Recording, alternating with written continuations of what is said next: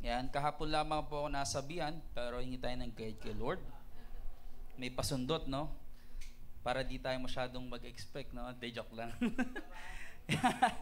Yan, so, ang topic natin ngayon ay matagumpay sa pananampalataya. Paano nga ba tayo magkakaroon ng tagumpay sa pananampalataya? Yan. At ano-ano naman yung tagumpay na yan sa pananampalataya? At kailangan ba natin magtagumpay sa pananampalataya? So, paano natin magagamit yung pananampalataya na to para magtagumpay? O paano tayo magkakaroon ng pananampalataya? Yan po ang mga pag-uusapan natin ngayon about sa matagumpay sa pananampalataya. Gusto ba natin magtagumpay sa pananampalataya? Amen. Praise God. Lahat po tayo ay gusto nating magtagumpay. Narinig po yun ni Lord, na gusto nating magtagumpay. Yan. At ganado pa tayo kanina, no? Tuwan-tuwa si Lord. So, ang unang tanong doon, paano nga ba magkakaroon ng tagumpay sa pananampalataya? Wala po ito sa guideline natin. Dagdag nyo lamang po, ang mga pagsubok ay nagbibigay pagkakataon para sa katagumpayan sa pananampalataya. Yon. So, gusto pa ba natin magtagumpay sa pananampalataya? Gusto ba natin ng mga pagsubok? Praise God. Iba. Iba yung power ngayon, Power. Yan. So, dun po nang gagaling yung ating tagumpay dun sa mga pagsubok. Bakit? Ano bang meron sa mga pagsubok na ito? Pag nabasa po natin itong James, wala po yan sa notes, dagdag lamang po natin. James chapter 1 verse 3. Pero kung gusto nyo basahin yung 2, pwede rin naman po.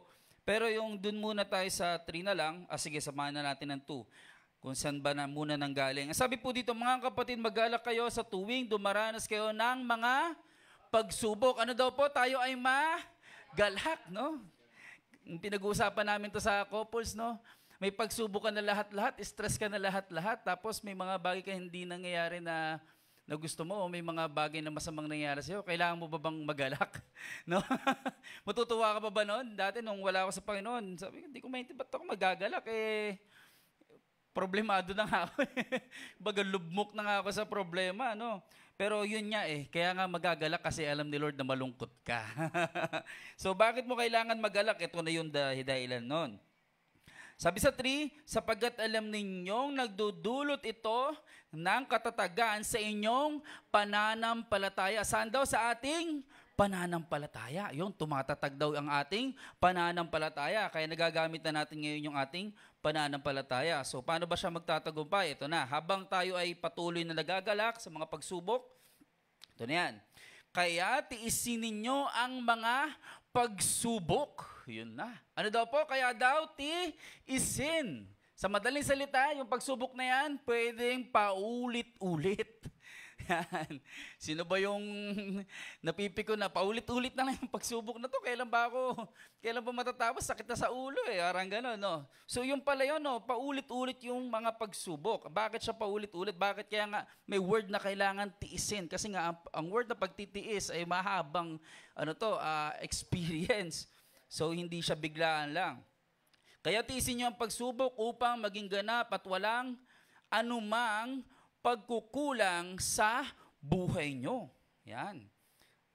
Yun yung sa 4. Kaya nga, yun po yung napakahalaga. Ay, hindi pala, sa 3 muna. Sapagkat alam niyo nagdudulot ito ng katatagan sa inyong pananampalataya. At yung sa 4, yun, doon tayo nagiging matatag. At sa 4, kaya tiisin ninyo ang mapagsubok upang maging ganap. Yun yung maganda. Yung maging ganap, ibig sabihin, natapos mo siya. Diba? Ibig sabihin, nagtagumpay ka. Yan. Kaya sabi mo sa katabi mo, handa ka na bang magtagumpay?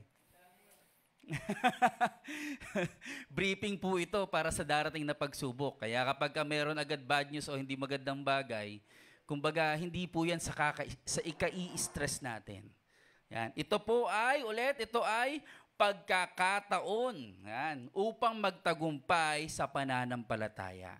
Kaya wag po natin kakalimutan, ang mga pagsubok ay nagbibigay pagkakataon para magtagumpay sa pananampalataya. Yan. Yun po ang kailangan nating maintindihan sa mga pagsubok. Hindi po ang mga pagsubok na to, hindi po ito yung magbibigay sa iyo ng kaparusahan. Hindi ito yung magbibigay sa iyo ng kawalang pag-asa.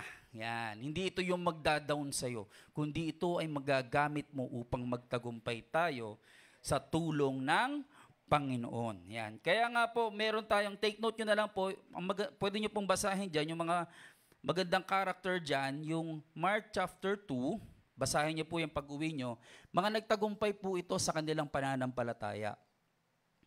Mark chapter 2, verse 1 hanggang 15. Ang character po ng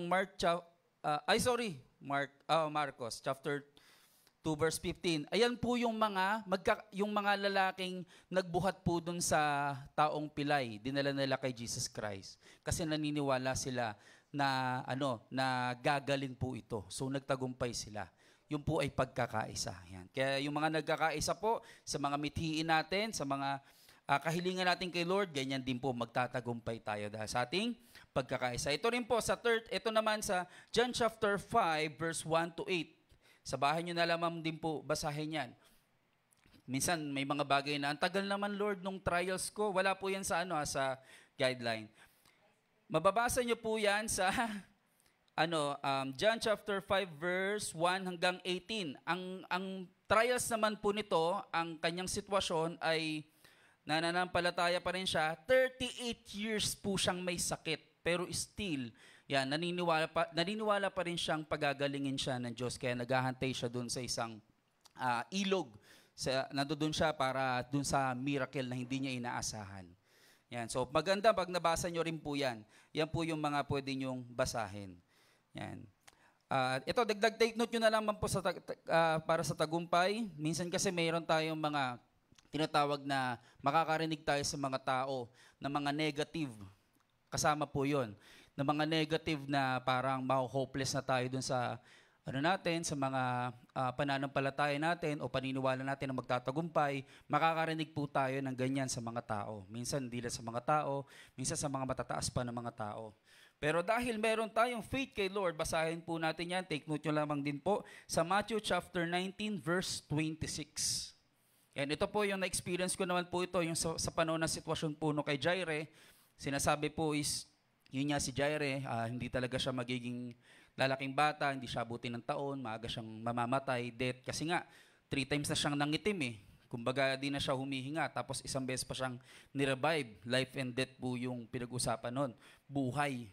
Kumbaga, ang doktor mayroon ng sinabi, pero dahil po dun sa pananampalataya natin sa Panginoon, ito po yung nagtagumpay dahil po yun sa Diyos. Ang sabi po dyan sa Mark chapter 19 verse 26, tiningnan sila ni Jesus at sinabi, imposible ito sa tao. Diba? Ano daw po imposible sa tao? Diba? Ano ba yung mga bagay na pwedeng sabihin na imposible ng tao? Marami. Diba? Lalo na yung mga matatalino, inaral nila yan. Talagang imposible na po yan. Ganun po yung na-experience namin. Mga aral po yun na doktor. Talagang magagaling po yun. Mga tapos yun. Pero may kasunod kasi. Imposible sa tao, pero sa Diyos, lahat ay posible. Yun po yun. Doon natin mapapakinabangan ngayon. Doon po gagana ngayon yung matagumpay sa pananampalataya. Yun. Kaya ang topic natin ngayon, yun po is tagumpay sa pananampalataya. Umpisahan na po natin yung hawak yung mga booklet. Ito na po. Maikli lamang po ito. 5 minutes and 2 hours. Yan, so tuloy po natin. Ang sabi po dito, napakahalaga ng pananampalataya upang magtagumpay sa lahat ng tukso at pagsubok. Hindi lang po siya pagsubok, kundi saan din sa tukso. Kasi minsan may mga bagay na parang feeling mo, hindi mo na ma-overcome to eh.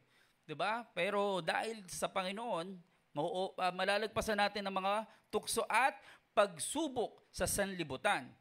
Kailangan nating maunawaan at lubos na makamit ito. Yan. So, paano nga ba natin makakamit? Siyempre, i-allow ni Lord yung mga trials. Yan. So, sabi dito, nalulugod ba ang Diyos kung walang pananampalataya? So, pwede bang wala na lang akong pananampalataya, wala na lang akong pagsubok? Pwede naman po yun. Kaya lang, mawala na rin kayo ng buhay. Kunin na rin kayo ni Lord. Ganun, no? Sa langit po, wala nang pagsubok doon. Mag-worship na lang tayo doon. Kaya dito sa lupa, binibigyan tayo ng chance. Kumbaga paulit-ulit yung trials para magkaroon tayo ng pagkakataon. Kaya galing-galingan na po natin. Yan, so tuloy po natin. Sabi po dito sa 1, hindi nalulugod ang Diyos kung walang pananampalataya. So, hindi pala pwedeng wala, no? Hindi pala pwedeng lang. Sabi sa Hebrew chapter 11 verse 1, kung hindi tayo sumasampalataya sa Diyos, ano daw po kung hindi tayo sumasampalataya sa Diyos? Bakit kaya sinasabing sa Diyos? Kasi minsan yung pagsasampalataya na itong mga nanay at tatay, mga kapatid, mga ate at kuya, minsan kasi sumasampalataya tayo minsan hindi na sa Diyos, minsan sa tao. Pag narinig natin sa tao, at marami na nagsabi nito, kaya majority o kaya parang mga matataas pa, so maaring doon ka na maniwala. Ang pananampalataya mo ay nandoon na sa tao. Kaya pala sinabi dito, binanggit yung word na sa Diyos. Yan. Kaya dapat tayong mas maniniwala, pwede tayong makinig sa tao, pwede tayong sumunod, pero pinakamahalaga na kailangan nating sundin ay ang Diyos. Tuloy po natin, kung hindi tayo sumasampalataya sa Diyos, hindi natin siya mabibigyan kaluguran.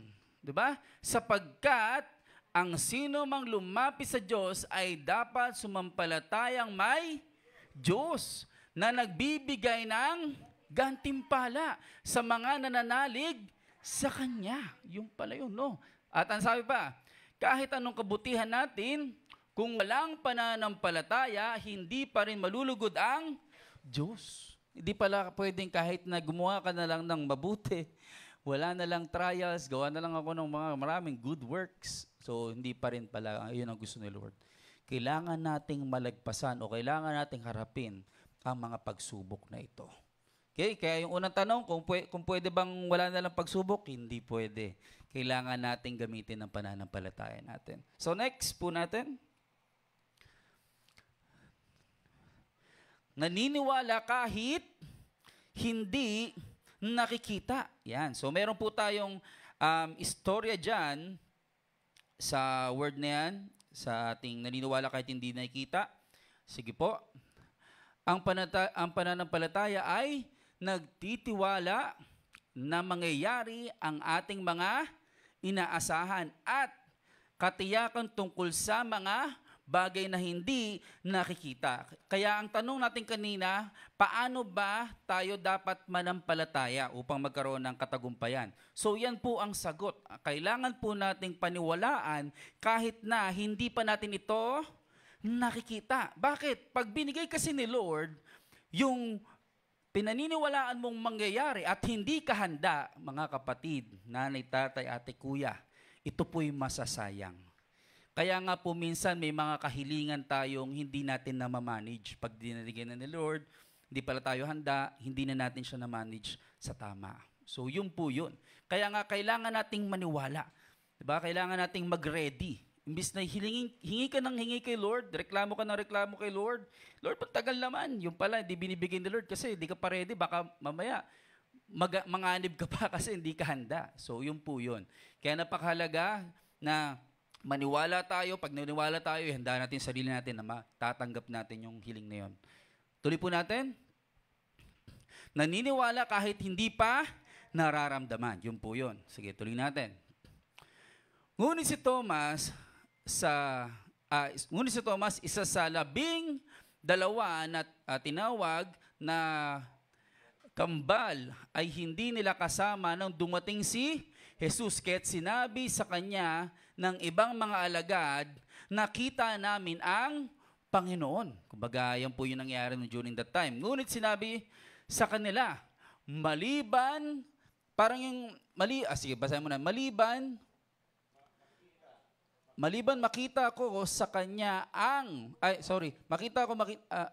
makita ko sa kanya makamay ang bakas ng pako. So, yun po yung butas. At mailagay ko ang aking daliri sa yon. Ano sunod?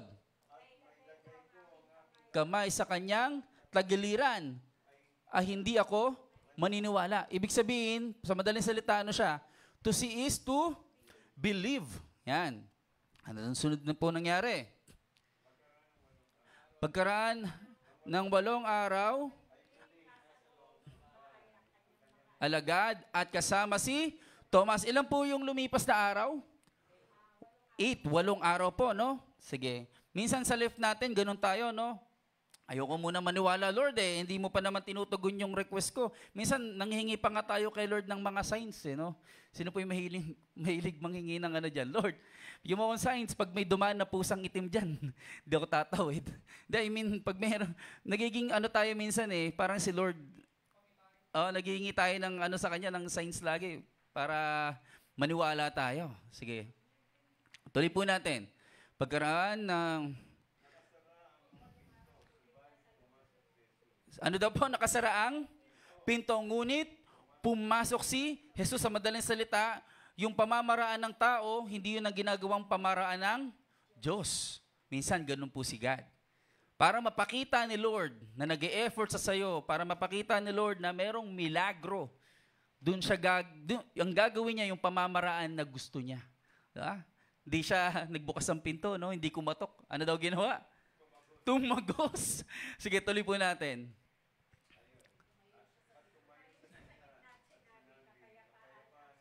Yun. At sinabi niya kay Thomas, ilagay mo rito ang iyong daliri at tignan mo ang aking mga kamay. Ilapit mo rito ang iyong kamay at ilagay mo sa aking tagiliran. Huwag kang mag-alinlangan kundi sumasampalataya. Minsan may mga ganito tayo Ang sabi ni Thomas doon, lalagay ko sa daliri ko dyan, kamay ko, pag totoo talaga. Minsan ganun. Sa church, minsan ganun din po. Minsan ganun din po ako noon. Lord, i-bless mo lang ako. Gawin mo lang tong mga gantong bagay. Sigurado, gagawin ko rin yung pangako ko sa iyo. Maniniwala ako. Maraming promises o maraming mga bagay na doon lang tayo naniniwala sa Panginoon o nagiinit lang tayo lalo sa Panginoon pag nakita muna natin yung miracle o pag pinagbigyan muna yung request natin. Diba? To see is to believe. Ganoon ang character ni Thomas. Tuloy po natin. Sumagot si Thomas. Ano sabi? Panginoon Diyos ko, sapagat ako'y nakita mo, sumampalataya ka, mapalad ang hindi nakita, gayon man sumasampalataya. Ito po yung sinabi ni Jesus. Yung mapalad yung mga taong hindi sumasampalataya kahit hindi pa nakikita. Sabi dito, nakita mo na ba ang Diyos o ang langit? Yan, nakita mo na ba ang Diyos ang langit? Hindi pa, no? Ang sagot, pero naniniwala ka na may kagalakan sa puso, yan ang pananampalataya. Minsan alam niyo, meron po akong nung mahihilig pa po ako noon sa debate, nung kasagsagan po ng mainit ako sa debate. Kumbaga mahilig akong maglagay ng Q&A tas sinesearch ko lahat ng mga weaknesses ng mga religion para lang maging ko na ito yung tama, yung Christianity, parang ganon. So alam niyo po na lalo na pinakamainit sa akin yung mga scientists, yung mga atheists, sabing gano'n. Kasi to see is to believe sila. At nagamit ko po yun nung meron po akong nakadebate doon sa classmate ko. Sa ano po yun, di ko maalala kung sa Alcyon or kung saan ko siya nakadebate. Sabi gano'n, maniniwala lang daw siya sa mga nakikita niya. Malinaw. So, ginawa kong practical. Sabi ko sa kanya, sige, malinaw na sabi niya, maniniwala lang siya doon sa mga nakikita niya. At hindi niya paniniwalaan pag hindi niya nakikita. Tinanong ko siya, sige, tanungin kita ngayon. Pilosopo po kasi yun May utak ka? Meron. Nakikita mo? Hindi. Ibig sabihin, hindi ka naniniwalang may utak ka. Yun, medyo nakuha ko po yung nun. Naka 1 point tayo doon. So, ibig sabihin, wala kang utak. Hindi ka naniniwala may utak ka. Pero ganito yan Sabi kong ganun. Para makita mo yung utak mo, kailangan natin biyakin yan. Ngayon, dun lalabas yan. So, lalabas dun yung brain mo. Pero wala ka na nga lang nun. Patay ka na. Pero ang Bible, ganun din. Pag binuksan mo yung Bible, pag biniyak mo rin yan, binuksan mo, binasa mo, dun mo rin makikilala at Diyos at dun ka matututong kumilala at maniwala sa Kanya. Pwede nyo pong gamitin yun, pero hindi maganda yung debate. Kasi nakakapagbunga siya ng galit sa tao at pahiya, pwede siyang mapahiya pag ganun. So tuloy po natin. Naniniwala kahit hindi pa nauunawaan. Paano yan nangyayari? Ganito po yan. Minsan may mga nangyayaring sitwasyon sa buhay natin. Lord, ano ba itong nangyayari sa akin? Naniniwala ako hindi mo ako pababayaan. Pero parang naguguluhan ako eh. Parang hirap ng sitwasyon ko ngayon eh. Para akong mapapahiya na sa mga tao, para akong mamamatay na sa labis na nalungkot na parang wala nang pag-asa. Doon po natin minsan mararamdaman yung mga ganong bagay. Sige, tuloy po natin. Sa Panginoon ay buong puso kang magtiwala. At huwag kang manalig sa sarili mong pangunawa. Ano daw po? Sarili mong pangunawa. Diba? Isipin nyo, binigkas po dyan yung sarili mong pangunawa. Bakit? Mahilig kasi tayong magsarili ng pangunawa natin. Ito kasi yung naunawaan ko sa sarili ko. Parang ito yung napagbulay-bulayan ko eh. So yun po pala yung hindi magandang bagay. Yung ating sariling pangunawa. Kaya kailangan meron po tayong laging binabasa sa Bible. Lagi natin dapat ito yung ginagamit natin basihan sa mga pagsubok natin. Para doon natin malaman. Tuloy po natin. Number 4, naniniwalang kahit hindi pa natanggap. Yan. So yun yung kanina na napakahalaga. Kahit hindi mo pa natanggap, mag-ready ka, ihanda mo yung sarili mo kasi mas mahirap kapag ka nandyan na, tas hindi pa pala tayo handa. Sige, tuloy po natin.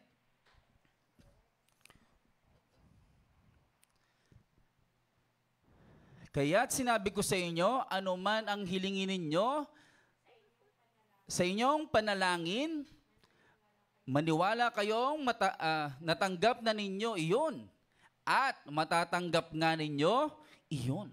Diba? So hindi lang siya basta sinabi lang, kundi biblical. Pag naniwala ka, ihanda mo na yung sarili mo para matanggap mo yon. Kasi mas mahirap nga talaga kapag ka binigay, di ka pa pala ready, so masasayang siya. Tuloy po natin. So ito yung number 2. So paano magkakaroon ng pananampalataya? Ito po yung mga way kung paano tayo magkakaroon ng faith ng pananampalataya. So yung number 1, paano nga ba magkakaroon? Kailangan daw nating makinig sa salita ng Diyos. Yun, makinig daw sa salita ng Diyos, hindi sa salita ng kung sino man. Hindi kay kumpare, kumare. Maliban na lang kung ang sabihin nila ay salita ng Diyos, pwede. Yun, so, kaya ganun po kahalaga kapag meron tayong mga pastor, pastora, sila po yung ginagamit ni Lord para palalahanan tayo ng kanyang mga sinasabi ni Lord. Tuloy po tayo. Kaya ang pananampalataya ay nanggagaling sa pakikinig. Ano daw po yung una? Nanggagaling daw sa pakikinig. So, kailangan mo daw makinig. Kaya pala minsan, wala tayong faith o maliit pa yung faith natin kasi hindi ka muna nakinig. Kumbaga, namoblema ka muna, nakalimutan mo makinig. Anong kailangan nating gawin para makapakinig tayo? Yun nagkakaroon tayo ng Bible study. Ano pa yung mga gathering natin? Kakaroon tayo ng daily devotion, daily sharing natin. Ano pa? Nagkakaroon tayo ng Sunday service. Ano pa? Nagkakaroon tayo ng prayer meeting. Yan. So, yung pala yun. So, number 1, meron na agad tayo. Kaya ka nandito ngayon kasi gusto natin magtagumpay sa pananampalataya. Yun na agad ginawa na natin, nakikinig tayo. So, tuloy natin ang sulit ng pakikinig. Wait lang. Yan. Okay lang. Pakikinig at dinoble po yun eh. Pakikinig at pakikinig ay sa pamamagitan ng salita ni Kristo. Yon. So, ibig sabihin, full gospel, full ng word ni Kristo, ni Jesus Christ. At ang sabi sa Romans chapter 10, verse 17, ang sabi doon, Araw-araw mong pakinggan ang salita ng Diyos upang patuloy mong ang pananampalataya. So take note lang po yan, yung word na binasa natin. Sige, tuloy po natin. Number 2, ito yung kailangan nating gawin. Number 2, yung next. Kailangan makinig ng mabuting balita ng kaligtasan. Pag sinabi pong kaligtasan, hindi lang po in one word na kaligtasan yan. Marami pong klaseng kaligtasan. Ito yung kaligtasan sa utang. Ito yung kaligtasan sa soul mo, sa kaluluwa mo. Ito yung kaligtasan mo sa tukso. Kaligtasan mo saan pa? Sa mga masamang gagawin sa iyo ng mga tao. Kaligtasan sa mga gawa ng kaaway. So marami po pagdating sa kaligtasan. So alamin natin kung ano po yung mga yan. Kahit ano daw po? Manalangin at matulungin ay hindi pa rin ligtas ang kanyang kaluluwa. Ibig sabihin kahit daw siya ay mapanalangin at matulungin. So baka may mali siyang ginawa o kulang. So alamin po natin. Kaya't inutusan pa siya ng anghel ng Diyos na makinig sa mensahe ni Apostol Pedro. Di ba minsan ganoon din po tayo. Si Lord may sa sitwasyon po nila, ang intusan ng Diyos gamit yung anghel para daw mangaral si Apostol Peter. Kaya nga po sa church natin, may nilagay si Lord ng mga mangaral, especially si Pastor Roland, ginamit ni Lord at yung kanyang mga core leaders at yung kanyang mga pastora, mga ministers, para sila po ang maghayag. Kasama po yan sila Pastor Arnold, diba, Pastor Emil, yung mga nagsishare ng Word of God sa mga bawat lugar, sila JB, yan po yung mga ministry na ginagawa nila. Kagaya po nung kay Apostol. At sabi po dito, kanyang sinilisay sa amin kung paano nakita niya ang anghel na nakatindig sa kanyang bahay at sinabi, magsugo ka sa Jopa at ipatawag mo si Simon na tinatawag na Pedro. Ang sabi, magsasabi siya sa iyo ng mga salitang kaligtasan mo. Ikaw at ang buong sambahayan. Hindi lang, si Lord, ang ililigtas niya, hindi lang ikaw. Kung hindi buong, sambahayan. No?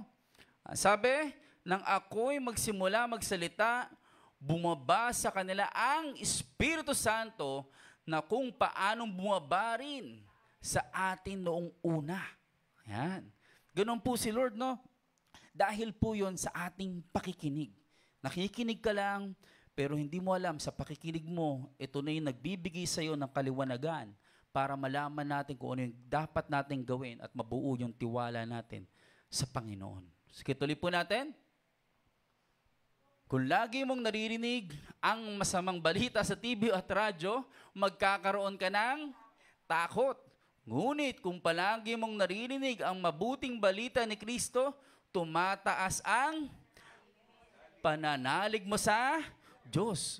Diba? Sinabi po is, balita sa TV at radyo. So sa panahon ngayon, ano na ba ang uso? Balita sa Facebook at TikTok, YouTube. So yun po yun. Yung mga bagay po kasi na to na napapanood natin o nakikita natin, ito po'y dumadagdag sa memory natin. At yung mga old na hindi na natin naaalala, ito po'y nawawala na. Kumbaga, ang utak po natin ay nagkakaroon ng auto-delete. Parang ganon. Kaya kung 24 hours kang nanonood sa Facebook, nakikinig ng mga negatibo o ng mga hindi magagandang bagay, ibig sabihin, yung mga binasa mong Bible verse o napakinggan mo nung Sunday, nawawala na kagad. Kaya natin nakakalimutan kasi mas marami yung oras natin dun sa pakikinig kaysa dun sa mga bagay na mas mahalaga pa. Kaya sa life po natin, yun po yung tandaan natin, every time na nanonood tayo o may nakikita tayo, tayo po mismo ang naglalagay ng memory sa utak natin na to. Tayo yung nag-i-impok nito. At yung mga old memory na hindi na natin naaalala, yan, nawawala na po yan. Maliban na lang kung alalahanin mo siya. Pwede siyang bumalik ulit. Yan. Tuloy po natin. Pinaniniwalaan ang salita ng Diyos. Sige. Tuloy po. Ano sabi po dyan? Hindi lang tapat sa... Kailangan din matibay na pananalig sa mga pangako ng Diyos. Katulad ng ama sa pananampalataya na si Abraham. Isipin niyo po, no? Ang sabi po, yung take note dito, no? Ang sabi, kailangan ding ang matibay na pananalig sa mga pangako ng Diyos. Di ba? Pag sinabi po kasing pangako ng Diyos, si Lord, kaya niyang gawin sa'yo ang lahat. Maliban sa isa. Ano yun? Hindi niya kayang magsinungaling. Kaya yung mga pangako na to ay napakahalaga. Kaya nga si Satan, pinipilit niyang mabura sa utak natin yung mga pangako ng Diyos. Kasi dun siya natatakot na pag pinanghawakan natin ito, ito'y nagkakaroon ng kaganapan at talagang nangyayari dahil yun ay pangako ng Diyos. Yan. Kaya huwag kang magtaka kung nagiging makakalimutin ka na at nabibisi ka na. Kasi binibisi ka ni Satan dahil alam ni Satan na ibe-bless ka na niya. Alam kasi ni Satan na magtatagumpay ka na kaya kailangan gumawa siya ng paraan. Nagle-level up yan. Kailangan mabisi siya. Ano ba magandang kailangan mapunta sa newsfeed niya? Dapat ito yung mga gusto niya mapanood Yan, sige, panoorin mo yan. Nabisi na puyat, hindi nakapagbasa, hindi nakapaghanda tuloy mag-share, no? Hindi nakapaghanda ng Word of God. So, yan po. Kapag the more na maraming challenges ang kaaway, the more kasi na malapit ka ng magtagumpay. Yan. Tuloy po natin. Hindi lang ayan na. Gaya ng nasusulat, ginawa kitang ama ng maraming bansa sa harap ng Diyos na kanyang sinasampalatayanan, na nagbibigay buhay sa mga patay, at ang mga bagay na hindi buhay noon ay binubuhay niya ngayon. Yan. Umaasa kahit wala ng pag-asa. Ano daw po umaasa kahit wala ng pag-asa? Hopeless na, no? Siya'y sumasampalataya na siya'y magiging ama ng maraming bansa ayon sa sinasabi. Magiging napakarami ang iyong binhi. Yan, yung pa yung matindi, no? Hindi siya nang hina sa pananampalataya, itinuring niya ang sariling katawan tulad sa patay, sapagkat siya ay may mga 100 taon na noon. Grabe, tanda na, no? At ang pagkabuog sa bahay bata ni Sarah. Sipin nyo, no? Sa scientific, sa mga research ng mga scientists, pag ang age mo daw ay anong age lang daw ang pwedeng manganak sa babae? 30. 40, mga ganon, no? Lumilit na yung mga chances. Sa lalaki, wala no? Only, no? So, pag yung mga doktor may limit ang doktor, kumbaga may ang doktor na may problema o ganito, wala na sa research namin, imposible na.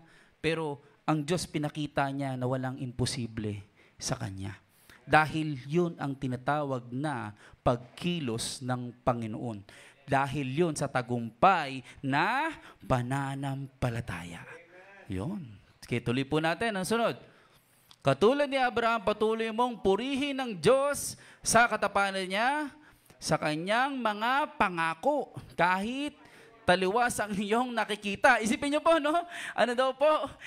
Kahit taliwas ang iyong nakikita, no? Minsan ganun Lord, akala ko ba may promise ka, pero bakit parang lumalala? Parang mas lalong tumatagilid. Pero yun nga yun Ganun si Lord Ayoko dun sa nakikita mo. Gusto ko surprise. Ganun si God. So tuloy po natin.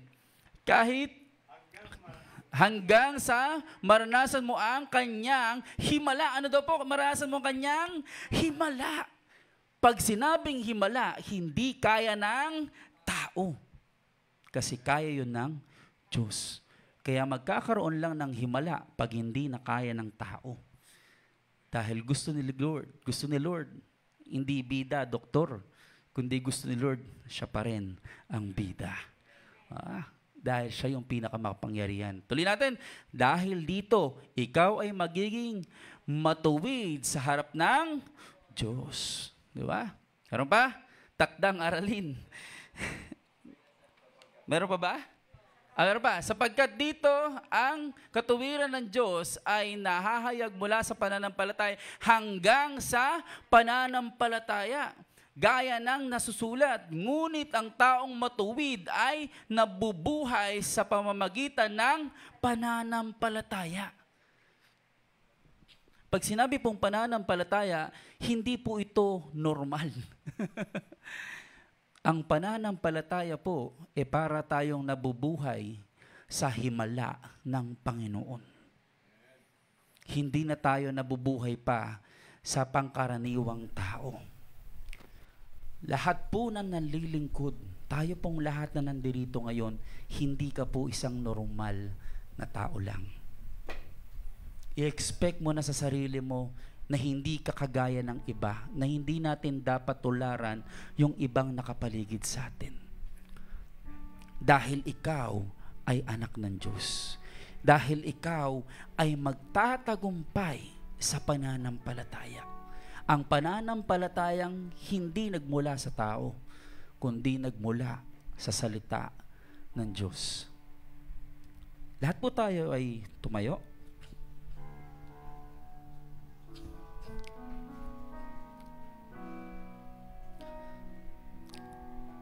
Sa pagkakataon pong ito,